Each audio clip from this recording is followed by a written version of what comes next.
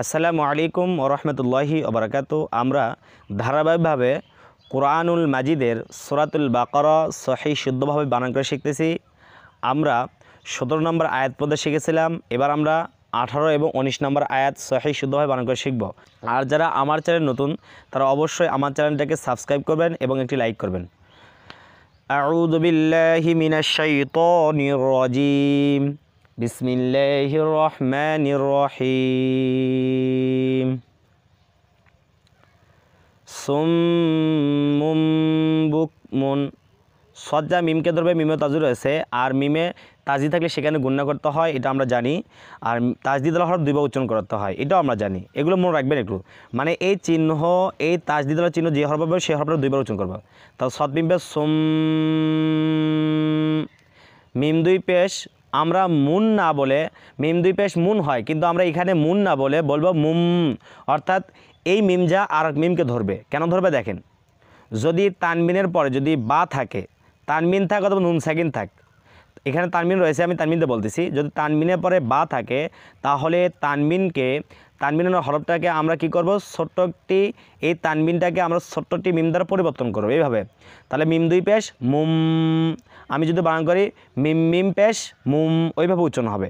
তাহলে মিম দুই পেশ মুম কেন হলো, এটা মুম হলো কেন, ইকলাব হলো কেন, এটার নাম হলো ইকলাব। কেন হলো, কারণ তানমিনের পরে বা থাকার কারণে তানমিনটাকে আমরা মিম দ্বারা পরিবর্তন করছি, ছোট্ট মিম দ্বারা পরিবর্তন করছি। তাহলে সুম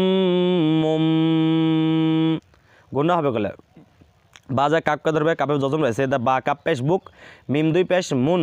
তাহলে বুক মুন, এই মুনটাকে আমরা গুণা ছাড়া পড়বো। যদি তানমিনের পরে আইন থাকে অথবা নুন সাকিনের পরে আইন থাকে, সেক্ষেত্রে নুন সাকিনের মতো তানমিনকে গুণা ছাড়া পড়বো আমরা। তাহলে বুক মুন, সুম মুম বুক মুন, সুম মুম বুক মুন। আইন যা মিমকে ধরবে, মিমে যজম রয়েছে, তা আইন মিম পেশ আইন মিম পেশ ইয়া দুই পেশ ইয়ং, নাকের ভিতরে গুণনা হবে। কেন হবে গুণনা, যদি তানমিনের পরে ফা থাকে, যদি তানমিনের পরে কি থাকে, ফা থাকে, সেক্ষেত্রে আমরা তানমিনটাকে নাকের ভিতরে গুণনা করব অনস্বর মতো, যেরকম র অনস্বর, রং অনস্বর দিয়ে ওইভাবে। তাহলে আমরা উচ্চারণ করবো ইয়ং ইয়ং।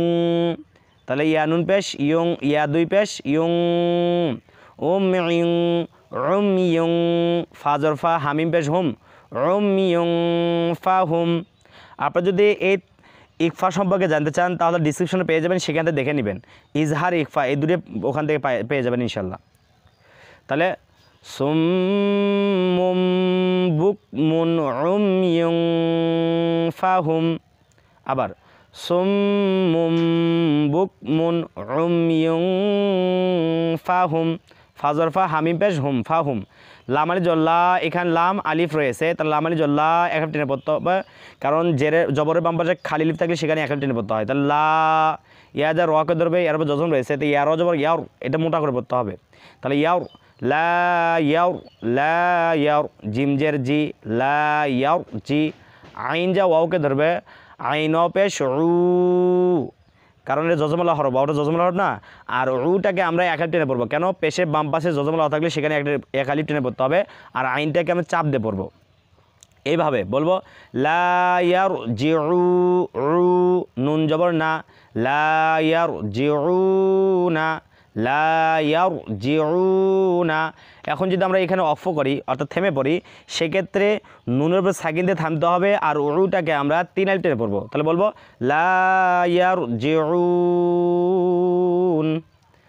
সুম্মুম বুকমুন উময়ুন ফাহুম লা ইয়ারজিউন। এরপরে এই আয়াতটা একটু কঠিন আছে। হামজা জবর আউ, আউ কারণ যজম আছে, আউ, কাফ জবর কা, আউ কা। সজ্জা ইয়াকে ধরবে, ইয়ার উপরে তাজিদ রয়েছে, তাহলে সদ ইয়া জবর ছয়, ইয়াজের ই, কারণ ইয়া তাজিদ হরফ দুইবার উচ্চারণ হয়। তাহলে কাউ ছয় ই, আউ কাউ ছয় ই, আউ কা ছয় ই, আউ কাউ ছয় ই। বাজা মিমকে ধরবে, বা মিম দুই জের বিম, এটাকে বলা হয় ঈদগামে বা গুন্না করে পড়তে হবে। যদি তানমিনের পরে তাজদিদ মিম থাকে সেখানে গুন্না করে পড়তে হয়। এগুলো একটু মনে রাখবেন কষ্ট করে। তাহলে বা মিম দুই জের বিম, আউ কাউ ছয় ই বিম, আউ কাউ ছয় ই বিম, মিম জের মি, নুন যা সিনকে ধরবে, সিনের তাজির রয়েছে, আর সিনটা দুইবার উচ্চারণ হবে। তাহলে নুন সিন যাব নাস, সিন যাব সা, মিনাসা, মিনাসা। মিম আলিফ জবর মা, মধ্যে মুত্তাসিল, চার টেনে পড়তে হবে। হামজাজের ই, মিনাস সামাই, মিনাস সামাই। আও কাসাইইবিম মিনাস সামাই। আবার আও কাসাইইবিম মিনাস সামাই। ফাজা ইয়াকে ধরবে, ফায়াজের ফি, আমরা উচ্চারণ করবো কি ফায়াজের ফি। আমরা কয় টেনে পড়বো এখানে? এক আলিফ টেনে পড়বো। যদি জেরে বাম্পা জজমলা এ থাকলে সেখানে এক আলিফ টেনে পড়তে হয়। তাহলে ফায়াজের ফি, হাজের হি, ফি হি। তাহলে আও কাসাইইবিম মিনাস সামাই ফিহি, আও কাসাইইবিম মিনাস সামাই ফিহি। জ পেশ জু, লাম পেশ লু, জুলু, মিম খারা জবর মা, এক আলিফ টান, জুলু মা। খারা জবর থাকলে এখান টেনে পড়তে হয়, জুলু মা। তাওয়াও দুই পেশ তু, ঈদগামে বা গুন্না, গুন্না করে পড়তে হবে, কারণ তানবির বা তাজির ওয়াও থাকলে সেখানেও গুন্না করে পড়তে হয়। তাহলে এখানে আমরা দুইটা মূল্যতে শিখলাম, ঈদগাহ বা গুন্না হরফ 4টি, তার মধ্যে দুইটা শিখলাম। দেখেন, এক নম্বর হলো যদি তানবিরের পরে অথবা নুন সাকিনের পরে মিম থাকে, তাজিরের মিম থাকে, সেক্ষেত্রে কী করতে হবে? গুন্না করে পড়তে হবে। আবার যদি তানবিন অথবা নুন সাকিনের পরে যদি তাজদিদুল ওয়াও থাকে, সেখানে আমরা কি করব? গুন্না করে পড়বো, মিলায়া গুন্না করে পড়বো। এটাকে বলা হয় ঈদগাহ বা গুন্না। এই দুটো মনে রাখবেন। তাহলে জুলু মা তু, তাওয়াও দুই পেশ তু, জুলু মা তু, ওয়াও জবর ওয়া, রজা আইনকে ধরবে আর আইনটা চাপ দিয়ে পড়তে হবে। তো র আইন জবর র, ওয়া র, ওয়া র। দাল যে আবার ওকে ধরবে, এটা ঈদগামে বা গুন্না, গুন্না করে পড়তে হবে। দাল ওয়াও দুই পেশ দু, তাহলে কী হবে? ওয়া র দু, ওয়া র দু। জুলুমাতু ওয়া রা'দু। আবার জুলুমাতু ওয়া রা'দু। ওয়াও জবর ওয়া, বাজা রকে ধরবে আর জজম রয়েছে, তা বার জবর বার, কফ দুই পেশ কুন। তাহলে ওয়া বার কুন, উচ্চারণটা কী হবে? ওয়া বার কুন। এখন যদি অফ করি সেক্ষেত্রে কফের সাকিন দিয়ে অফ করতে হবে। তাহলে হবে কি? ওয়া বার, কফটা উচ্চারণ হবে হালকাভাবে, ওয়া বার, ওয়া বার। বুঝতে পারলেন তো? তাহলে জুলুমাতু ওয়া রা'দু ওয়া বার, এখান থেকে আও কাসাইইবিম মিনাস সামাই ফিহি জুলুমাতু ওয়া রা'দু ওয়া বার। এরপরে যা জিমকে ধরবে, জিমের উপর জজম রয়েছে, আর জিমটা আমাকে ধাক্কা দিয়ে পড়বো, কেন? এটাও কলকলা হরফ। ইয়া জিম জবর ইয়াজে, আইন জবর আ, চাপ দে, ইয়াজে আ, ইয়াজে আ।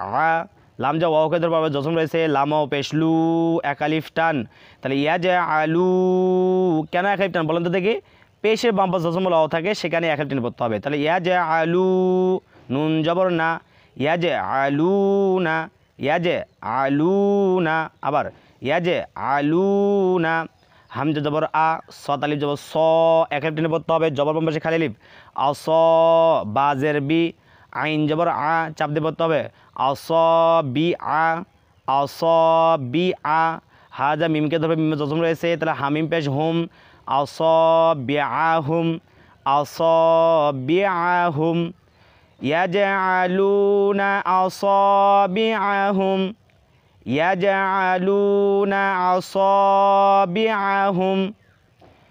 ফায়াজের ফি, তিন আলিফ টেনে পড়তে হবে, মধ্যে মুনফাসিল, কারণ মধ্যে হরফের পর চিকন চিহ্ন বামে লম্বা হামজা থাকলে তিন আলিফ টেনে পড়তে হয়। তাহলে ফায়াজের ফি, হামজা খারা জবর আ, এক আলিফ টান, খারা জবর থাকলে এক আলিফ টেনে পড়তে হয়। আ, জাল আলিফ জবর জা, এক আলিফ টান, জবর বাম পাশে খালি আলিফ। তাহলে ফি আজা, ফি আজা, নুন জের নি। হাজা এই মিমকে ধরবে, মিমেও তাজুর এসে, এটাকে বলা হয় ঈদগামে সাফাবি। যদি মিম সাকিনের পরে আরেকটি তাজদিদুল্লাহ মিম থাকে, সেক্ষেত্রে মিম সাকিন বাদ যায়, এই তাজদিদুল্লাহ মিমকে ধরবে এবং গুন্না করে পড়তে হবে। তাহলে হামিম জার হিম, ফি আযানিহিম, মিম জের মি। নুন যা সদকে ধরবে, সদবা তাজুর রয়েছে, তা নুন সদ জবর নস, নস। সটা উচ্চারণ হবে গেলে জিব্বার এই যে নিচের দাঁত আছে না, এই নিচের দাঁতে দুই দাঁতের পেটে আগার সাথে লাগবে জিব্বাটা, তাহলে হবে মিনাস। সদ জবর স, ওয়াও আলিফ জবর ওয়া, একালিফ টান, জবর বাম পাশে খালিফ থেকে একালিফ বলতে হয়। মিনাস সওয়া, মিনাস সওয়া। ফি আযানিহিম মিনাস সওয়া, আইন জেরে ই চাপ দে, কফ জেরে কি, সওয়াইকি, সওয়াইকি, মিনাস সওয়াইকি। হা জবর হা, জাল জবর জা, হাজা। রজা লামকে ধরবে, তাহলে র লাম জবর রল, তাহলে হাজা রল। মিম ধরবে ওয়াওকে, মিম ওয়াও জবর মাও, তাজের তি, মাউতি, তাহলে হাজা রল মাউতি, হাজা রল মাউতি। এখানে লক্ষ্য করেন এই যে জালটা, এই জালটা নরম করে উচ্চারণ করতে হবে। এই জিব্বার আগা থেকে উচ্চারণ দেখেন, জাল জাল, জিব্বার আগাটা ওপর দুই দাঁতের আগার সঙ্গে লেগে উচ্চারণ হবে। তাহলে বলবো হাজা রল মাউতি। এখন যদি অক্ফ করি তাহলে আমরা তার উপর সাকিন দিয়ে অক্ফ করবো, তাহলে উচ্চারণ করবো মাউত, হাজা রল মাউত। আবার হাজা রল মাউত। এখান থেকে ইয়াজআলুনা আসাবিআহুম ফি আযানিহিম মিনাস সাওয়া, মিনাস সাওয়াইকি হাযারাল মাউত।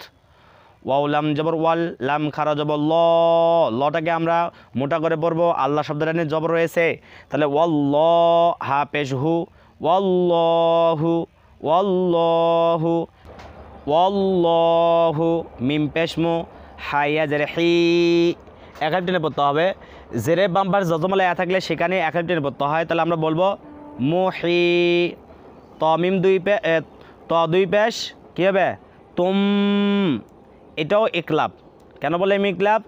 যদি তানমিনে পরে বা থাকে তাহলে তানমিনকে আমরা ছোট্ট একটি মিম দ্বারা পরিবর্তন করব, তাহলে অর্থাৎ এভাবে উচ্চারণ হবে তমিম পেশ তুম, তমিম পেশ তুম।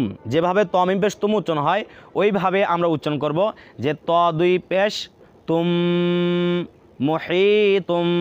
আবার গুন্না করব, কেন? তানমিনে পরে বা থাকলে তাহলে তানমিনটাকে ছোট মিম দ্বারা পরিবর্তন হবে, গুন্নার সহিত পড়তে হবে।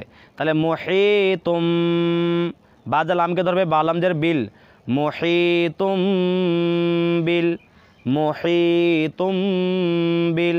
কাফ খারা জবর কা, ফাজের ফি, কাফি, রয়া জের রি, একালিফ টান, জেরে বাম্বা জজমলা ইয়া, তাহলে কাফিরি, নুন জবর না, কাফিরিনা, কাফিরিনা। এখন যদি অক্ফ করি সেক্ষেত্রে আমাকে এখানে নুনের সাকিন দিয়ে অক্ফ করতে হবে, আর রিটাকে আমরা 3 লাইন টেনে পড়বো, তাহলে বলবো কাফিরিন। ওয়াল্লাহু মুহিতুম বিল কাফিরিন। আবার ওয়াল্লাহু মুহিতুম বিল কাফিরিন। তাহলে আজকের ভিডিও এই পর্যন্ত। আপনারা আমার ভিডিওগুলো বারবার একটু দেখবেন আর প্র্যাকটিস করবেন। আমি যেভাবে বলি সেভাবে বলার চেষ্টা করবেন, ইনশাল্লাহ আপনারা পেয়ে যাবেন। আর আমি যে শব্দগুলো বলি, যে কথাগুলো বলি বাড়তি, সেই কথাগুলো একটু মনে রাখবেন। আসসালামু আলাইকুম ওয়া রাহমাতুল্লাহি ওয়া বারাকাতুহু।